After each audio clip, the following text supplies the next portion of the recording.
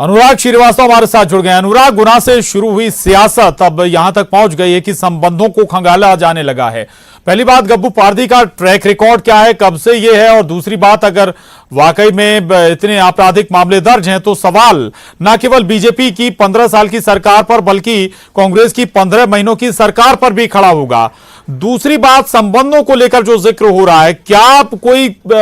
सरकार के पास, बीजेपी के पास क्लू हैं, कुछ तथ्य हैं जिससे यह साबित होता हो कि दिग्विजय सिंह से गब्बू पारदी के संबंध हैं? अनुराग, देखिए, अभी तक बीजेपी ने इस तरीके का कोई तथ्य तो पेश नहीं किया है, लेकिन आरोप और जांच कराए जाने की मांग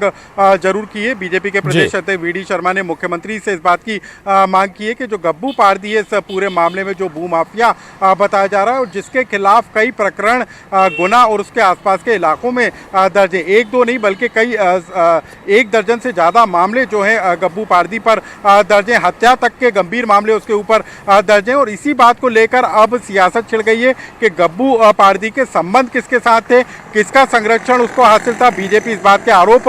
लगा रही है कि दिग्विजय सिंह का संरक्षण गब्बू पारदी के को था और यही कारण था कि वो इतने सालों में इतनी बड़े पैमाने पर अपना साम्राज्य खड़ा करने में सफल हुआ और इतने बड़े अपराध करने में वो सफल हुआ। और इस पूरे मामले की जांच की मांग अब बीजेपी की तरफ से की जा रही है। लेकिन सबसे बड़ी बात है कि दिग्विजय सिंह ने भी इस पूरी जांच का स्वागत किया है और उन्होंने अब इस बात को लेकर जवाबी हमला बोला है और कहा है कि आखिर 15 साल तक हत्या जैसे मामलों में उसके खिलाफ, गब्बू पारदी के खिलाफ जिला बदर की कार्रवाई क्यों नहीं की गई, अतिक्रमण वो लगातार करता रहा, उसके खिलाफ क्यों कार्रवाई नहीं की गई। इन तमाम मामलों की जांच भी की जाना चाहिए और साथ में इस बात की भी पड़ताल की जाना चाहिए कि आखिर बीजेपी के नेताओं का संरक्षण किस तरीके से उसको हासिल था। यानी कि तमाम तरह के कनेक्शन अब खंगालने का काम किया जा रहा है ताकि एक दूसरे पर कीचड़ उछाली जा सके और इसी कोशिश में अब दोनों दल लगे हुए हैं। वहीं दूसरी तरफ दिग्विजय सिंह ने अब इस मामले की भी जांच की मांग उठाई है कि आखिर प्यारे मियां जो भोपाल में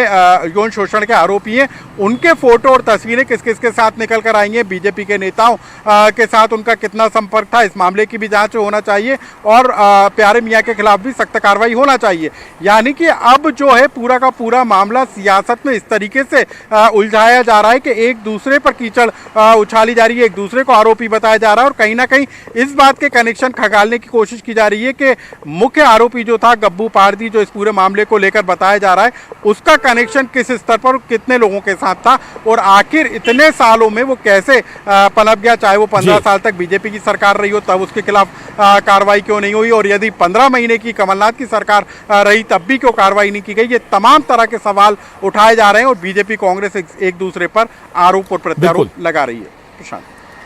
बिल्कुल बिल्कुल, सवाल एक दूसरे पर उठाए जा रहे हैं। स्वाभाविक है कि जांच होनी भी चाहिए कि हकीकत है क्या, कब से